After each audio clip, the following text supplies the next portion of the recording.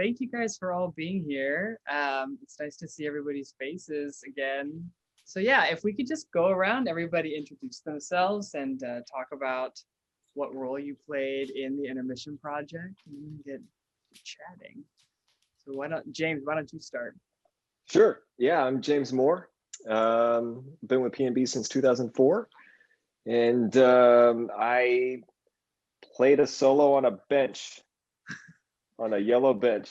I don't know how else to describe that really, Price. I think you kind of nailed it. I would quote the graffiti on the bench, but I don't think that's appropriate. So yeah, I think that's great. Yeah. All right, Ezra and Sarah. I'm kind of ruining it, but yeah, Ezra and Sarah. Well, hi, I'm Sarah Pash. And I've been with the company since 2011. I think, yes. And I was a soloist creature within lots of men throughout my little sections. And I was also kind of a shadow creature in a tunnel. And yeah, it was a really, really fun time. So I'm Ezra Thompson. I've been with the company a while. And we danced together in the project as well. Sorry. That was good. I remember. It was a really special experience. Sarah. But Ezra, you also played another role. I was videographer for 5 minutes. To be honest, it took us a lot longer than 5 minutes. I was trying to make it sound nice, you know. That's true, yeah. Yeah. And then Liz. What was your part you played in this production? Yeah, so I'm Liz Murphy, and I joined the company when Sarah did in 2011. And I worked as the costume designer for this project. Yeah, you did. Apparently we lost James, so I will go ahead and introduce myself since I forgot to do that too. My name's Price Suttarth. I joined the company in 2010. I danced in this project and I choreographed it and I filmed it, most of it except for the 5 minutes that Ezra did. And then I just finished editing the project and shipped it away to be uploaded onto Facebook.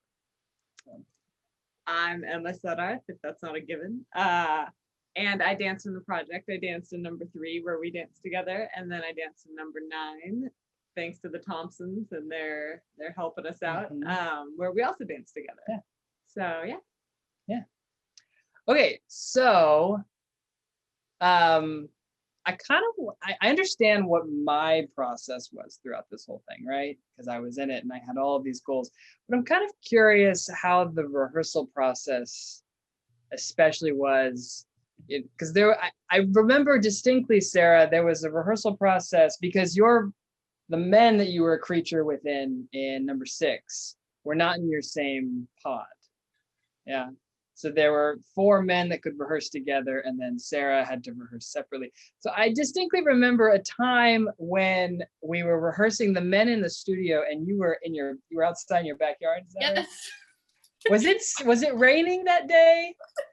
It might have been drizzling, but I only did it because I was the whole first, I don't know, 4 rehearsals. I was at home because they didn't have studio space for me. And I just couldn't do it in the living room. I was knocking over all of our stuff, and I was like, I'm gonna try this outside where I have space to move my limbs, and actually worked better. But then after that, I think that was the last rehearsal I had at home, and then I was finally in the studio. Still separate from the boys though. I never really got to be with them. It was kind of crazy, but it was fun. Yeah. Well, I know you guys, it was before Christmas. Yeah. So your house was decked out. That's right. It was. And that was you'd only seen it half done. It wasn't even all done. The best part was Edda would crawl in and then she'd move her out, and then she'd crawl in and then he'd move her out. Yep. Well, it was very involved. So we never actually had a scheduled rehearsal for it.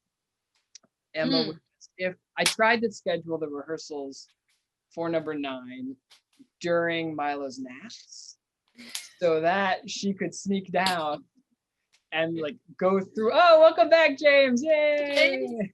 Sorry about that. No, It's a wonderful time to have the internet cut out.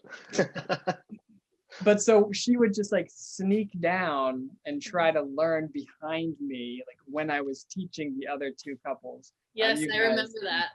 And then I think we got 1 rehearsal for it at like 9:30 at night, Yeah, trying not to hit the ceilings, which are low in our basement. Yeah. And our so- basement's not. It wasn't decked out for Christmas, but we have 7-foot high ceilings, and like, yeah, we're not that tall. But when you start like trying to do lifts or like lifting your arms, you hit the ceiling pretty quickly. Plus, all the stuff Milo has outgrown is sitting, yeah. you know, It's everywhere. strewn about in the I basement. distinctly remember Price kicking his foot on some things multiple times. It's still Yeah, there. it's It's still still there. there. It's still there. I Yeah. should mention that the only time that I was ever in the same space with any member of the cast was actually on the days of the shooting. So I was always zoomed in from, well, yeah.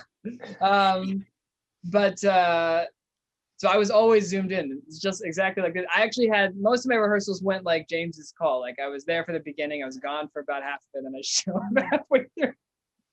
But so okay, James, yeah, you were at home and we were rehearsing in your basement, like the Office. Yeah, downstairs bedroom. Luckily, Yeah. I had already turned it into a studio. So That's right, it yeah. was kind of like a multi-function room, and we had a cork floor put in, and so we had like maybe 10 feet by 12 feet to work with, if that, and a Mhm. pretty low-hanging lamp, which you guys are talking about. It's not an ideal space, but it's better than like a kitchen or something. It like was, that.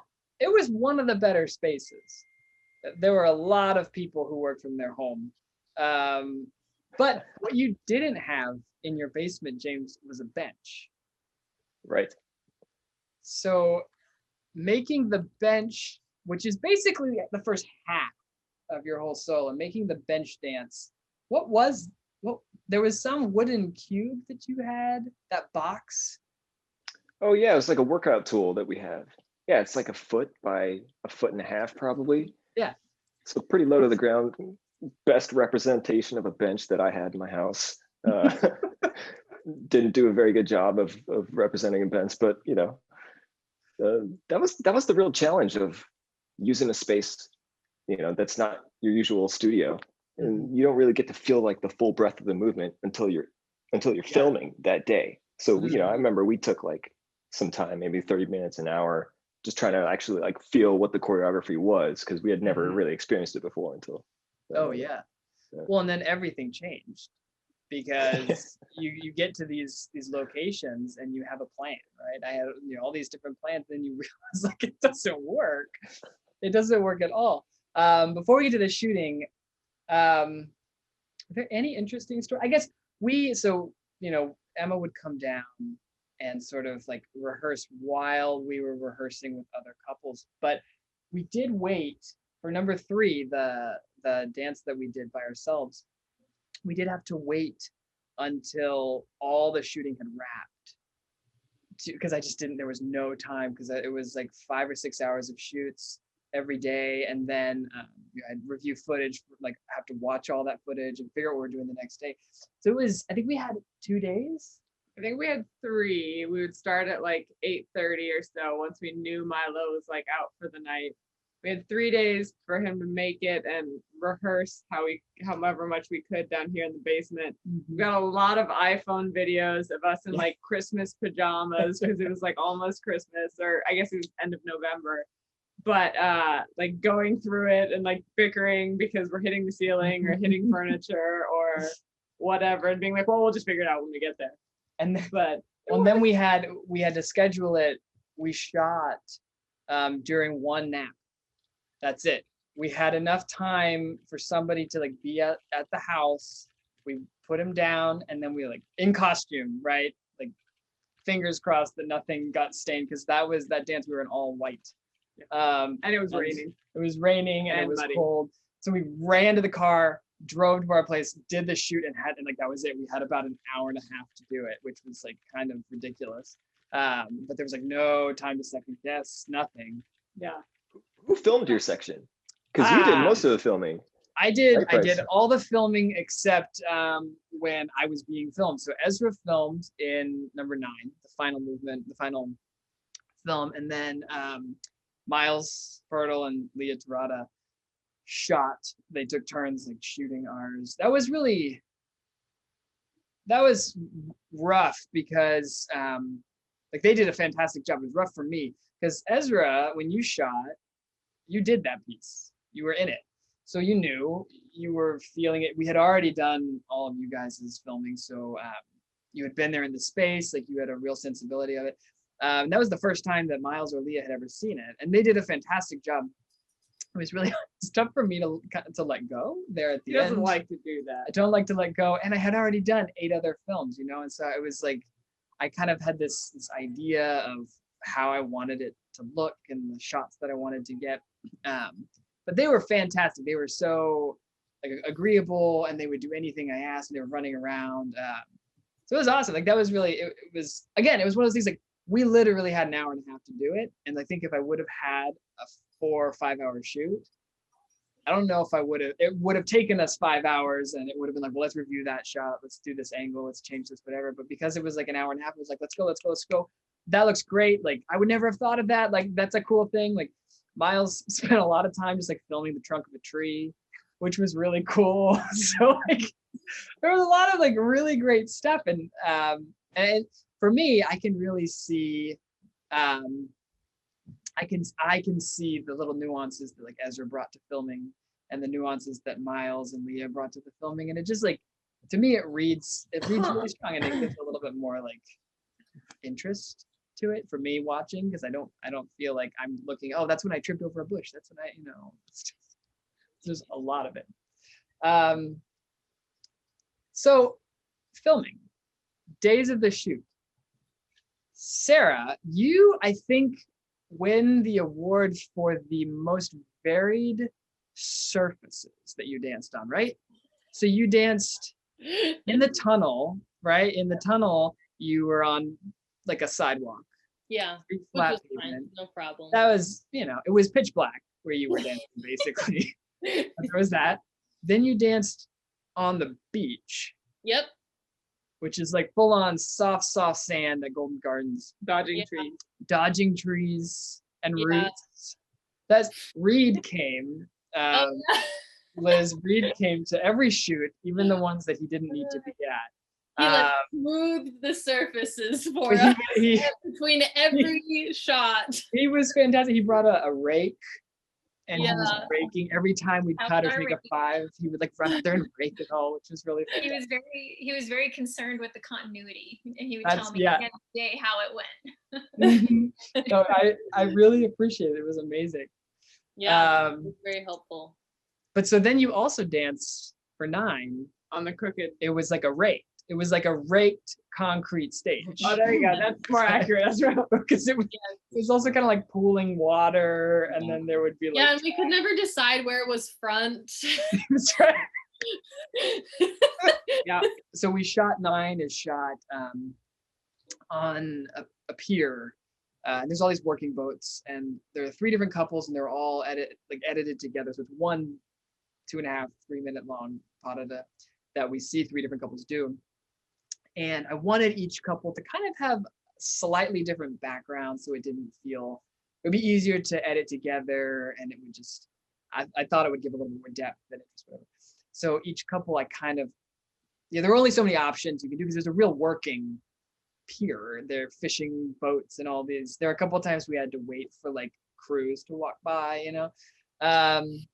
But every time we would shoot someone, I would switch the front, which meant like half the time people were dancing like it was it was slanted, like pretty severely slanted, and dancing like side. So it was literally like on an angle trying to do things, and some of those steps were legitimately difficult to do, and then like sideways on a rake was not exactly the most helpful thing.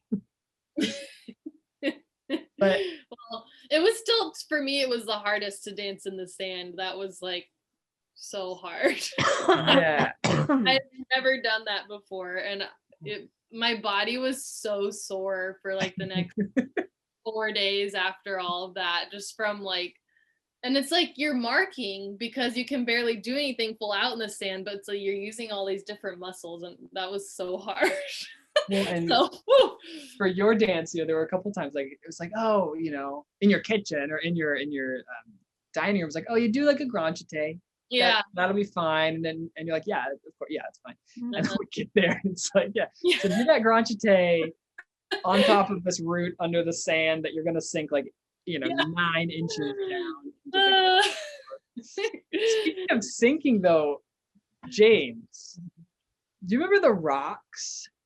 Like the rocks right in front of the bench? Oh yeah, I remember those. So there were. Well, I have takes, like literally like multiple takes where, as he would do this turn like up onto the bench, where I had like his head shifts down inches with the different takes because the way that the rocks would shift every time. Finally, it was like an 8-foot climb to get back up to the bench. So we had to change there's like the turn that went up to the bench. Right. And we were like, nope. Yeah, it was tough. Tough to dance on an unstable surface, right? Like you just actually couldn't get a foothold anywhere. And even if you try to push into it, it would just move. And then yeah, you'd be like a couple inches lower. and then it was such a jump up to the bench then. Was the bench wet when you danced on it?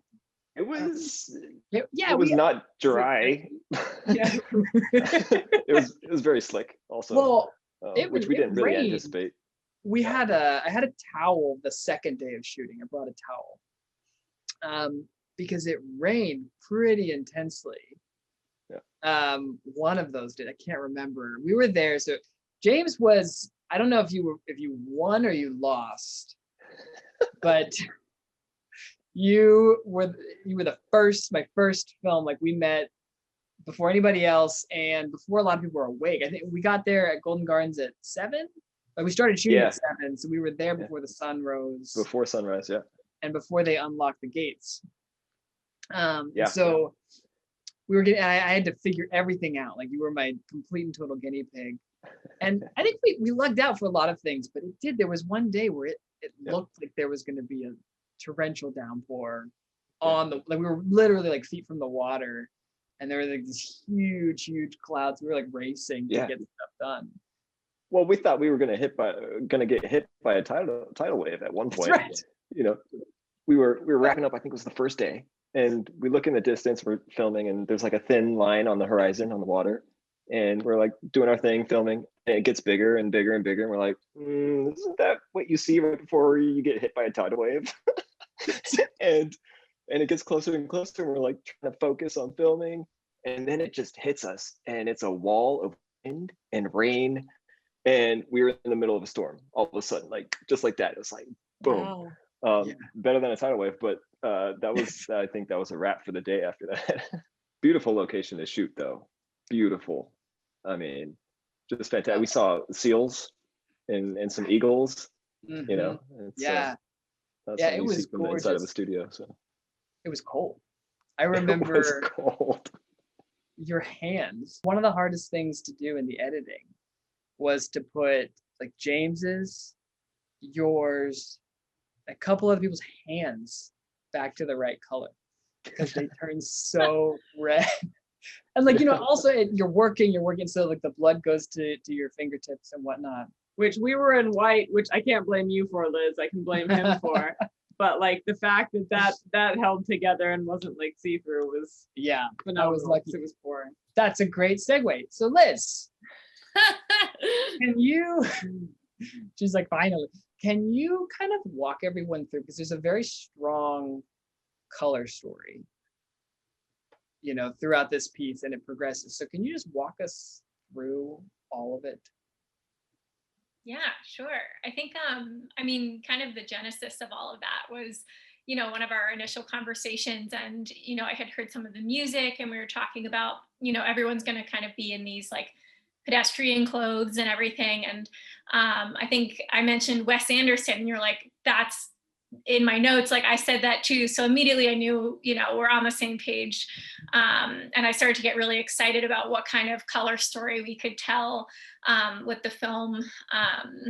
And I think that's like kind of another new challenge is like, filming outside. I feel like things can really quickly start to feel maybe a little too pedestrian, or that it's not a show anymore. So I wanted to try to keep the colors really strong and vibrant to reflect, your movement quality, and also, make it look more polished than something that you would normally just walk by or wear yourself. Yeah. So yeah, that was the genesis of it. And then I think James and the yellow bench was the first costume. And creating like a really high contrast. And I just loved how it all, looked on film and things. It's just such a vibrant kind of, strong pop of color there. But you know what's funny? Well, that was the first one. Okay, so the first location that I found was the bench. Right. And that sort of all of them, that sort of set it all off. That kind of this, because it's just a park bench on a beach, feet from the water, but it's been painted. It's one of 3 that have all been painted these really bright colors, like lime green, hot pink, and then this really bright yellow. And the yellow was sort of that kind of, it felt a little off, that very like Wes Anderson kind of this kind of out of place pushed, but not like too much of a recognizable way. And so it just kind of, it hit me. And then when we were talking about it, the best complementary color to put against yellow was purple. Right. Which he hates. Well, that was my so James, how do you feel about the color purple? I'd say it's not my favorite. I'm sorry. I was a little bit skeptical.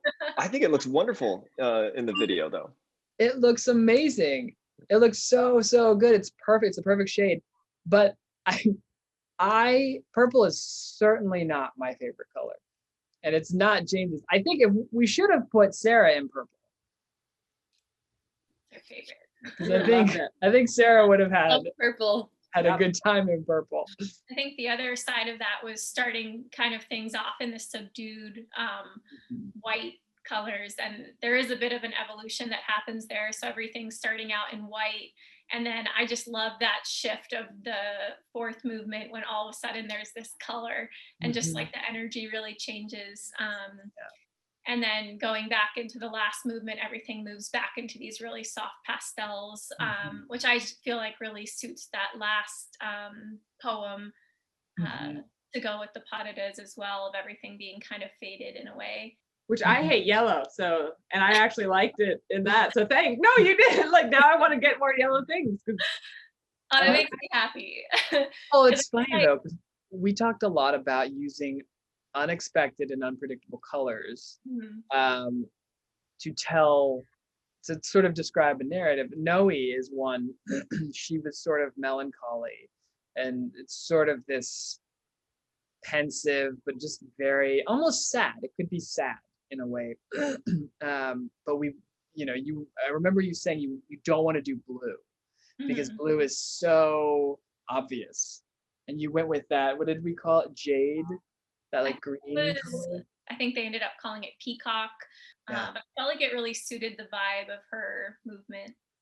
That was another actually unusual part, is the first time I actually saw everything really come together, because like the dancers, I was also working virtually. So any fittings, anything, it was all done through emails, through FaceTime. And so, Reed being my other half, and he would come home with pictures from that day of filming, and I immediately would grab his phone. I was like, I want to see what it looks like. I really had no idea. It was like all in my head. So it was so satisfying to see it all come together. And I think my one disappointment is I designed it all for a gray sky, and we had a very sunny December. Yeah, we did. It was so, that's when you're designing costumes for a stage show, you're also designing them for specific lighting, or the lighting is designed after them. They're all done together, so you create all of the different elements. But there's a lot of guessing involved, like hopefully this worked out. Somehow the women's dance, number 7, in the orange, the different shades of like copper orange sweaters, happened to be these 2 days that it was like 68 degrees. The sun was setting, and almost every single shot I have is them like silhouetted behind this golden sunset. There was also a kite, a man with a very, very big kite having a lovely time. And he was there both days. And I tried so hard. What? Did you leave them in? I did. He's in there. Are there other cameos you left in? Sarah's mask has a cameo. Sarah's which mask. I still haven't been able to spot. He every time it's like, oh, there's Sarah's mask. And I'm like, where? Every single time. Oh, So, Yep. from the see if you can find it. I think I still haven't. you're doing something in that shot, Sarah, that was really nice. And so I had to keep it. And there's a lot of those where like you have to decide between like the dancing, the cinematography, and then like literally, is there a gigantic pink and blue kite flying behind someone's head? The mask is symbolic. It's No. yeah, we're gonna call it, it's an Easter egg. It's it was put there. Are there any like random people in it, or did you edit them all out? Oh my god. Am I allowed to say some of these? There's a kayak guy that he's always like kayak guy, like in Seth. There's in sets there was a kayak guy who I tried to, so this part was filmed on Lake Union, which is a huge body of water, and oftentimes I'd wait, like for all of us, I'd wait till someone gets out of the way. But we're filming, and Lake Union, like there's big boats that come by, and I was like, oh, we'll just wait for this kayaker who is going all the way across. So we waited for like 10 minutes, and he still didn't go all the way across. I was like, all right, we're just gonna do it. So every time we cut to that, I see that like red kayak in the background. There's some people in, I'm not gonna tell you exactly where, but there's some people in one film that were walking by. They walked back and forth and back and forth. Like obviously they were curious as to what was going on. And then they stopped, turned, and they got their phones out and they started recording from behind. And so unfortunately most of that I could, edit out and I didn't have to use. But there's one shot that just like the dancers are fantastic. And so I kind of had to use it. And you see them in the background like that. So I like those it. people had a great day. I like that. Yeah. You need to watch them, Ezra, and then take down a list of like all the little Easter eggs you find and be like, hey, what about this That one? would be a really fantastic trivia Scavenger game hunt. to put out with this, is just how many of these little hidden things can you find. Yeah. Well, thank you guys so much. It was really nice to chat with everybody. I think we're It's nice to see about to everyone. wrap up. Yeah, it's nice to see everybody. It's been Yep. months now. So thank Great. you guys so much. Hope you're doing Yeah. well. Can't wait to see it. 'Cause Yeah. Yeah. That's weird. Like we haven't all seen each other's. Like I mean, I've seen most of them, but like it's fun. It's such a weird experience. Also, side note, I didn't know that Liz did the costumes for this until we got this whole thing together. So Not in surprise. the same building. I'm glad you came to this this Q&A. Well, it's such a strange thing because we typically are in the same building. It's just such a community-based art form, right? Like it doesn't matter if you're not even in the same piece, you're still in the same building, sharing the same air, doing everything together. So you always know what's going on. Yeah. But everyone was in our basements just tuning in for our hour-long Zoom rehearsals. So It's a new world. yeah. Well, it was fun, Price. Yeah. Can't wait to see it. Yeah. I'm very excited. Woo, me too. Thank you, Bye, guys. Thank you. Bye. Bye. Love you all.